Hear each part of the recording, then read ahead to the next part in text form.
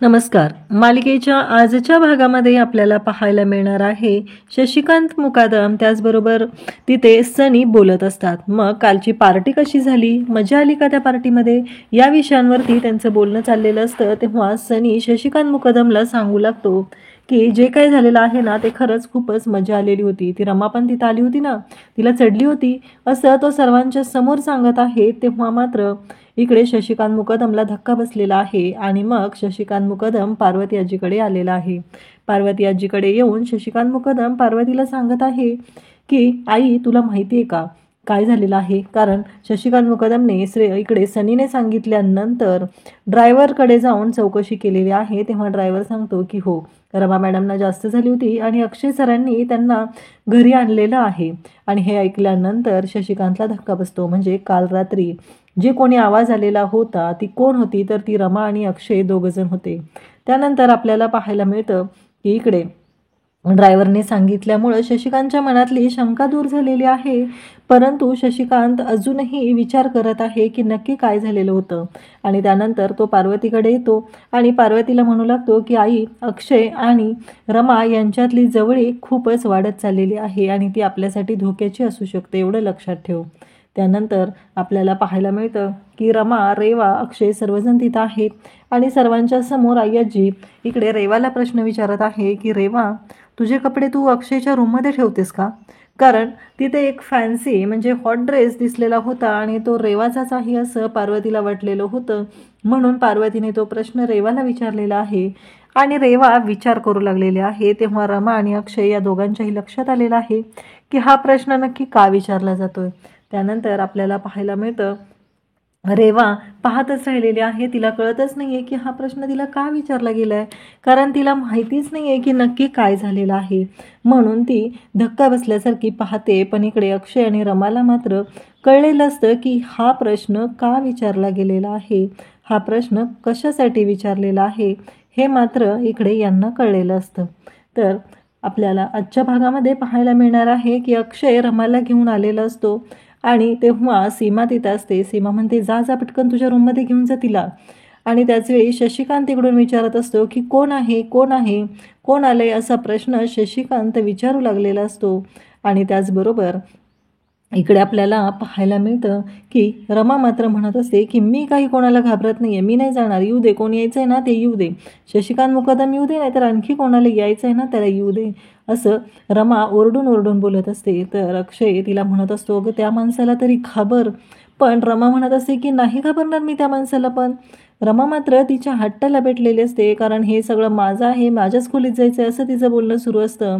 आणि सीमा मात्र खूपच खुश असते, कारण अक्षय रमाला घेऊन त्याच्या रूममध्ये चाललेला आहे. ही गोष्ट सीमाला खूपच भारी वाटत असते. तेवढ्यात शशिकांत तिथे येतो आणि विचारतो कोण होतं इथं. तेव्हा सीमा सांगते की हो, अक्षय आलेला होता इथे. सीमा जेव्हा असं सांगते तेव्हा शशिकांत म्हणतो की त्याच्याबरोबर आणखी कोण होतं का, कोण मुलगी वगैरे होती का, आवाज आला. तेव्हा सीमा म्हणते नाही, कोणीच नव्हतं. सीमा स्पष्टपणे सांगून टाकते की नाही, कोणीच नव्हतं अक्षयबरोबर. त्यानंतर शशिकांत म्हणतो अक्षय कसा होता आजची पार्टी. तर सीमा सांगते की हो, तो खूपच खुश दिसत होता आणि त्याला खूप आनंदही झालेला होता असं वाटत होतं, असं सीमा इकडे शशिकांतला सांगू लागते.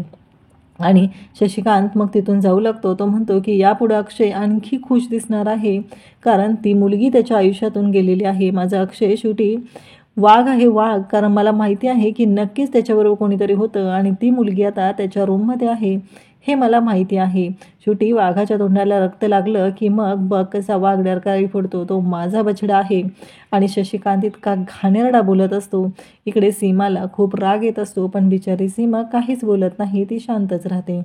त्यानंतर आपल्याला पाहायला मिळतं की अक्षय आणि रमा आता रूममध्ये आलेले असतात आणि अक्षय रमाला रूममध्ये आल्यावर बेडवर झोपवतो आणि अक्षय तिथे असतो. तर रमा अक्षयला स्वतःच्या अंगावरती खेचून घेते. रमा खूपच रोमॅन्टिक झालेली असते, कारण ती म्हणत असते की काही झालं तरी हा माझा नवरा आहे, हे सगळं माझं आहे, असं तिचं म्हणणं असतं. पण ती काही बोलत नसते. तेव्हा अक्षय म्हणतो हे सगळं तुझंच आहे, बोल ना, हक्क सांग, हक्काने सांग सगळ्या गोष्टी, असं अक्षय म्हणू लागलेला असतो. पण रमा मात्र काहीच बोलत नसते. ती म्हणत असते की मी ऐकणार नाही. अक्षय म्हणतो की आता अजिबात ऐकू नकोस आणि ओरडू वगैरे तर अजिबात नकोस, कारण गाणी वगैरे म्हणू नकोस, सगळे घरातले येतील. तेव्हा रमा म्हणते अरे राहिलंच होतं माझ्याकडून, गाणी म्हणायलाच पाहिजेत ना. असं म्हणत रमा गाणी म्हणायला सुरुवात करणार असते. तेव्हा अक्षय म्हणतो शशिकांत मुकदम आणि पार्वती अय्याजीला बोलवू का. तेव्हा रमा म्हणते नाही नको, मी गप्प बसते. आणि रमाला अक्षय म्हणतो की झोप आता, शांत बसून राहायचं आहे, काही बोलायचं नाही. असं म्हणत तिला तो शांत करत असतो. रमा मात्र तिच्या हट्टाला पेटलेली असते. ती म्हणत असते की नाही, काही झालं तरी मला आता तहान लागलेली आहे. अक्षय म्हणतो तहान लागली, मग काय द्यायचं तुला. तेव्हा रमा म्हणते माहीत नाही का, तहान लागल्यावर पाणीच पितात ते. अक्षय म्हणतो हो शांत हो, देतो मी तुला पाणी. आणि मग तो तिला पाणी द्यायला जातो. रमा म्हणते एवढं पण कळत नाही आहे, तहान लागल्यावर पाणीच तर पितात ना, मग हे असं काय बोलत आहेत मला. रमाचं मात्र भारी चाललेलं असतं. ती मात्र हट्टाला पेटत असते. तिला वाटेल तसं बोलत असते, वाटेल तसं वागत असते. अक्षयच्या मात्र तिने नाकी नवणलेले असतात आणि अक्षय म्हणत असतो की काय आहे हे सगळं, कसं मी हिला हँडल करणार आहे, हा प्रश्न अक्षयला पडलेला असतो. आणि रमा मात्र म्हणत असते की आता मला ना झोपायचं आहे आणि माझंच बेड आहे, हां माझीच रूम आहे, असं ती बोलत असते.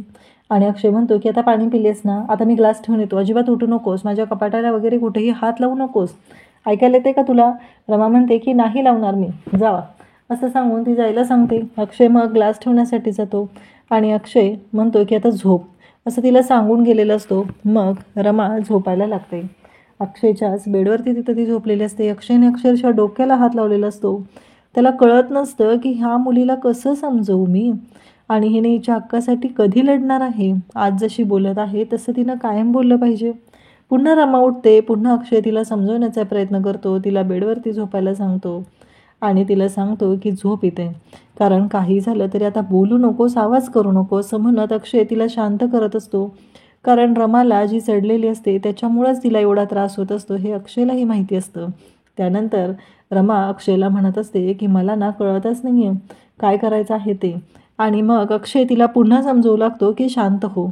रमाला तो शांत करत असतो आणि रमा पुन्हा आता झोपी जाते. अक्षय तिच्या अंगावरती पांघरून टाकतो, अगदी तिची काळजी घेत असतो. पण रमाला मात्र कळू देत नसतो की त्याला सगळ्या गोष्टी आठवत आहे. त्याचा मेमरी लॉस झालेलाच नाही, ही गोष्ट तो रमाला कळू देत नाही. रमाची पूर्ण काळजी घेत आहे. तिला काय हवं नको सगळ्या गोष्टी तो बघत आहे. आत्ता रमासाठीच तो तिथून माघारी आला त्या पार्टीतून. तो सनीबरोबर त्याने तिला पाठवलं नाही.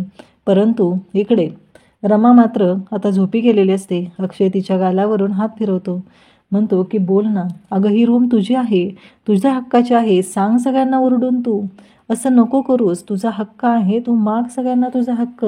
सगळ्यांना कळलं पाहिजे जे तुझ्या हक्काचं आहे ते तुला मिळायलाच हवं आहे. मग तू कधी बोलणार आहेस, कधी सगळ्यांना कळणार आहे, मग का असं करतेस तू. मी तुझा नवरा आहे, ही रूम तुझे, हा बेड तुझा, ही सगळ्यांना कळू दे.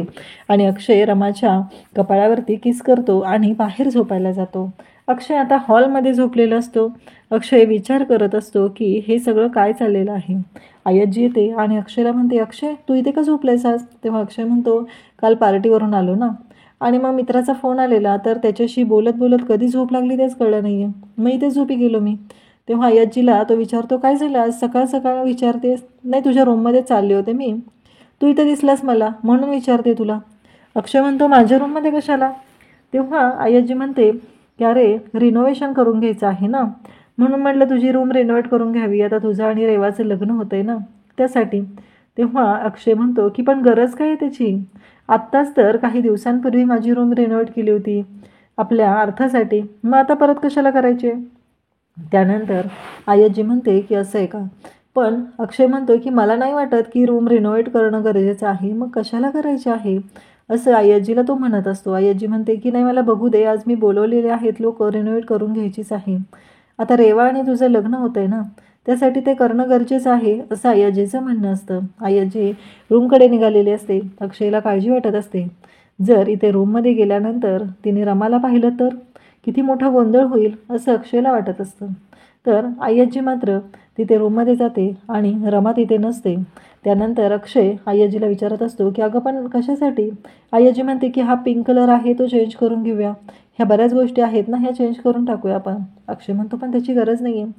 आणि अक्षय अय्याजीशी बोलत असतो आणि तेवढ्यात अय्याजीला तिथे एक रेड कलरचा ड्रेस पडलेला दिसतो. अक्षय मात्र रमाला शोधत असतो. रमा कुठे असेल? आजीने जर रमाला पाहिलं तर केवढा गोंधळ होईल असं अक्षयच्या डोक्यात सुरू असतं. आणि त्याचबरोबर अक्षय इकडे आजीला म्हणत असतो की आजी ऐकून घे ना जरा. आजी म्हणते की हा ड्रेस कोणाचा आहे? रेवाचा ना? म्हणजे रेवाचे कपडे तुझ्या रूममध्ये पण असतात का आता? अक्षय म्हणतो हो. आणि अय्याजीला ती गोष्ट खूप छान वाटते आणि तिला असं वाटतं की झालं म्हणजे अक्षय आणि रेवा यांच्यातली जर जवळीक वाढायला लागली तर नक्कीच अक्षयला रमाची कधीच आठवण येणार नाही असं तिचं म्हणणं असतं. आणि ती त्याच पद्धतीने अक्षयशी बोलत असते. तिला वाटत असतं की काही झालं तरी अक्षय जो आहे ना, आत्ता जे बोलतोय, आत्ता जे वागतोय ते खरंच खूप छान आहे. एकदा का त्याने रेवाला विसरलं की मग झालं. काही झालं तरी अक्षय हा पहिला अक्षय आहे आणि त्याला आता ह्या गोष्टी पहिल्या आठवायलाच नको आहेत. त्याचं आणि रेवाचं नवीन आयुष्य सुरू होताना तिला पाहायचं आहे असं तिचं म्हणणं असतं. अक्षयला मात्र खूपच राग येत असतो. त्याला ही गोष्ट पटत नसते पण तो अय्याजीशी खोटं बोललेला असतो. आणि त्यानंतर इकडे रमा मात्र कपाटातून बाहेर येते आणि अक्षय म्हणतो तू इथे काय करतेस? तेव्हा रमा म्हणते की मी इथे आता अय्याजी आत येणार होत्या म्हणल्या मला लपायला नको का म्हणून इथे लपून बसले. अक्षय म्हणतो काय सांगतेस? तेव्हा रमा म्हणते हो आणि तू कपाटातून बाहेर या आधी असं तो सांगू लागतो. मग रमा कपाटातून बाहेर येते. तिने कपडे चेंज केलेले असतात कारण रात्रीच अक्षयने तिच्यासाठी तिचे कपडे आणून ठेवलेले असतात तिच्याजवळ आणि तिला सांगितलेलं असतं. आणि अक्षय तिला सांगतो की मला तुझ्याशी बोलायचं आहे, आवरून टेरेसवरती ये. रमा म्हणते की मी नाही येणार. अक्षय टेरेसवरती जाऊन थांबलेला असतो आणि रमाला त्याने यायला सांगितलेलं असतं. रमा अगदी वेण्या घालत घालतच टेरेसवरती येते आणि अक्षयशी बोलू लागते. अक्षय म्हणतो तुला कळतंय का तू काय काय गोंधळ घालून ठेवलेले होते काल? अगं तुझ्यामुळं किती अवघड जात होतं हे सगळं मला मॅनेज करणं. रमा म्हणते म्हणजे आठवते का काय असा प्रश्न अक्षय रमाला विचारतो. तेव्हा रमा म्हणते की हां आठवते. आणि मग अक्षय म्हणतो सांग बरं काय बोलत होतीस तू? आणि अक्षय मुकादम असं आहे, अक्षय मुकादम तसं आहे, सगळ्या तिथे पबमध्ये गोंधळ घातला होतास, घरी आल्यावर पण तेच चालू होतं. रमा म्हणते मला नाही आठवत मी काय बोलले ते. त्यानंतर रमा म्हणते की मी काय काल जे बोलले ना त्याबद्दल तुम्हाला सॉरी. असं बोलल्यानंतर अक्षय म्हणतो की झालं का? फक्त सॉरी म्हणलं की झालं? त्यावेळेस रमा म्हणते मग अजून काय करू मी आता? सॉरी नाही बोलू तर काय करू? आता माझ्याकडनं काही चुकलं असेल, मी काही चुकीचं बोलले असेल तर सॉरी म्हणते असं रमा सांगू लागते. रमाला आठवत असतं अक्षयला ती कशा भाषेत बोललेली असते आणि अक्षयला ती म्हणते ठीक आहे. मग अक्षय तिला दाखवू लागतो. तिथे सोप्यावरती उभा राहतो आणि तिला म्हणू लागतो की तुला माहिती आहे का तू काय काय गोंधळ घालत होतीस, कशा पद्धतीनं वागत होती? अगं तुला माहिती पण नाही आहे. रमा म्हणते हो पण हे सगळं कोणामुळे झालं आहे माहिती आहे ना? त्या सनीमुळे झालेलं आहे असं रमा अक्षयला सांगत असते. अक्षय म्हणत असतो हो बरोबर आहे त्याच्यामुळेच झालेलं आहे, परंतु तू तरी ऐकायला हवं होतं ना, तू का तसं केलंस? रमा म्हणते की त्याने मला कोल्ड्रिंक्स दिलं. आणि मग अक्षय म्हणतो तू त्याच्यावर विश्वास ठेवून कोल्ड्रिंक्स घेतलं? रमा म्हणते नाही माहिती मला, त्याने मला कोल्ड्रिंक्स दिलं, मी ते कोल्ड्रिंक्स घेतलं आणि त्यानंतर पुढचं मला काहीच आठवत नाही आहे. अक्षय म्हणतो की तू त्या सनीसाठीच आली होती? रमा म्हणते नाही मी त्यासाठी नव्हते आले, तुमचे औषध द्यायचे राहिलेले होते म्हणून मी आलेले होते. आणि तुम्हाला पण माहिती आहे मी काल पण तुम्हाला तेच सांगितलेलं होतं, तरीही तुम्ही माझ्यावर विश्वास ठेवत नाही असं रमा सांगू लागते. त्यावेळेस अक्षय म्हणतो तसं आहे का? तसं नाही आहे, एक गोष्ट लक्षात ठेव, आता मी काय सांगतोय ते लक्षात ठेव. आणि रमा कशी वागत आहे हे अक्षय तिला वरती चढून सांगत असतो आणि रमाला म्हणत असतो की तू अशा पद्धतीनं वागत होते. तेवढ्यात रेवा तिथे येते. रमाने अक्षयचा हात धरलेला असतो कारण अक्षय तिथून पडायला लागलेला असतो. त्याला सावरण्यासाठी रमाने हात पकडलेला असतो आणि रेवा तिथे येते आणि अक्षयचा रमाने हात पकडलेला आहे हे पाहून तिला खूप राग येतो आणि ती रमावरती ओरडते आणि रमाला म्हणते की तू मुद्दामूनच हे सगळं करत आहे. आत्ता माहिती आहे का तुला अक्षय? असं म्हणत आता रेवाने रमावरती हात उचललेला आहे आणि त्याच वेळी अक्षय रेवाचा हात पकडतो आणि तिला सांगतो की एक गोष्ट लक्षात ठेव, मी पडत होतो, माझा तोल जात होता म्हणून तिने मला सावरण्यासाठी हात पकडलेला आहे आणि तू तिच्याशी अशा पद्धतीनं वागू शकत नाही. कसं आहे अनोळखी माणूस असेल तरी एखादी व्यक्ती पडत असेल तर त्याला सावरण्यासाठी हात देतो, मग तू का देऊ नयेस? तू दिला असतास ना. हां. आणि असं बोलून तो रेवालाच आता तिथे बुचकळत पाडतो. रेवाला कळायचं बंद झालेलं असतं. रेवाला त्याने प्रश्न विचारलेला असतो, सांग ना तू काय केलं असतंस? दिला असतास ना मला हात? मग वाचवलं असतंस ना मला? असं तो विचारू लागतो. तेव्हा रेवा अक्षयकडे पाहत असते. तिला घाम फुटलेला असतो, तिला आठवलेलं असतं की आपण काय चूक केलेली आहे. आपण जी चूक केलेली आहे त्याची शिक्षा आपल्याला भोगावी लागणार आहे. कारण आता अक्षयला आठवू लागलेलं आहे की काय मी त्याला वाचवलं नव्हतं. हा प्रश्न तिने स्वतःला विचारलेला आहे आणि तिला धक्का बसलेला आहे. तिला कळत नसतं की हे सगळं काय होणार आहे. अक्षयला जर आठवलं तर, असा विचार ती करत आहे. तिच्या डोळ्यातून पाण्याच्या धारा वाहू लागलेल्या आहेत, घाम फुटलेला आहे आणि तिला कळत आहे की आपल्याकडनं चूक झालेली आहे आणि आपण खूप मोठी चूक केलेली आहे. हे सगळं तिला जाणवू लागलेलं आहे आणि ती अक्षयला म्हणते ऑफकोर्स, आणि अक्षय म्हणतो की हो ऑफकोर्स, तू मला वाचवलंच असतं. मला माहिती आहे ना, कारण फक्त तुझंच माझ्यावर नाही तर माझंही तुझ्यावर प्रेम आहे. असं म्हणत अक्षयने रेवाचा हात पकडलेला आहे आणि रेवाचा हात हातात घेऊन तिला सांगत आहे की मला खात्री आहे की तू मला वाचवलंच असतं. असं म्हणत तो रेवाला जवळ घेत आहे आणि रेवाला मिठीत घेतलेला पाहून रमाला मात्र खूप राग आलेला असतो आणि रमा मात्र खूपच चिडलेली असते.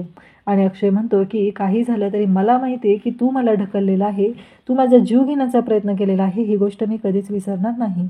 अशाच अपडेटसाठी चॅनलला सबस्क्राईब करा. थँक्यू.